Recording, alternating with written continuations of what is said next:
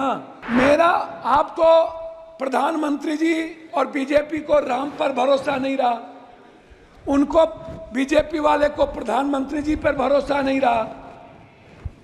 इन लोगों ने गठबंधन की राजनीति की।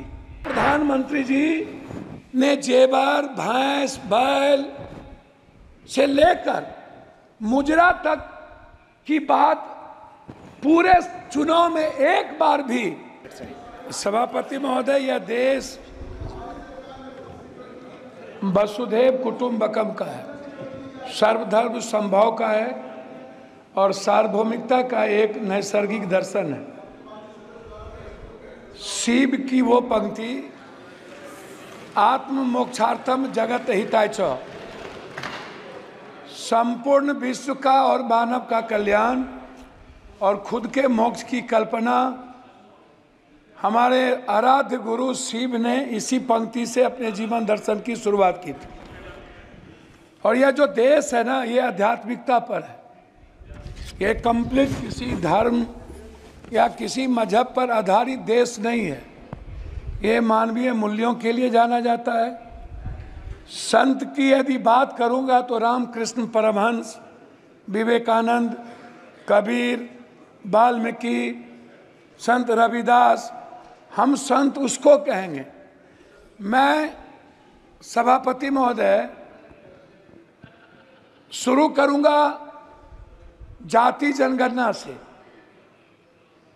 हमारी सरकार जब थी तो उन्होंने जाति जनगणना का निर्णय लिया और बिहार में जब जाति जनगणना की शुरुआत हुई, ललन बाबू नहीं है अभी, नहीं तो मैं उनको सुनाता, तो उनमें जो सर्वे आया 98% लोगों के पास लैपटॉप और कंप्यूटर नहीं है, 96% लोगों के पास व्हीकल नहीं है और जो व्हीकल है वो EMI पर है। जो भी व्हीकल है, लगभग 86.2% लोगों के पास 1 बीघा से नीचे जमीन है, कट्ठे में है, धूर में है। 9.2% लोग हैं जिसके पास कुछ भी जमीन नहीं है। लगभग 78.7% लोग हैं जिनके पास फूस का घर है, टीन का घर है, भीत का घर है, उसके पास पक्का मकान नहीं है। ना रोजगार है, ना नौकरी है, ना खेत है। मजदूरी 280 रुपया और वह भी 20 दिन से ज्यादा नहीं। कोरोना के समय मनमोहन सिंह जी के द्वारा लाए हुए जो मजदूरी एक्ट था उसको खत्म करके मजदूर के ताकत को कमजोर किया गया। 400 रुपया प्रत्येक दिन। बहस पहले भी हो चुकी थी कि मनरेगा छोड़ दीजिए, मनरेगा का तो बजट घटा दी गई।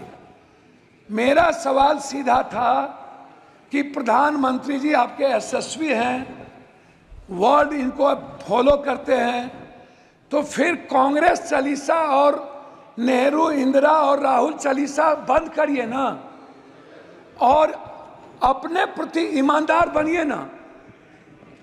मेरा आप तो प्रधानमंत्री जी और बीजेपी को राम पर भरोसा नहीं रहा, उनको बीजेपी वाले को प्रधानमंत्री जी पर भरोसा नहीं रहा। इन लोगों ने गठबंधन की राजनीति की और जब गठबंधन के राजनीति पर भी भरोसा नहीं रहा तो प्रधानमंत्री जी ने जेवर, भैंस, बैल से लेकर मुजरा तक की बात पूरे चुनाव में एक बार भी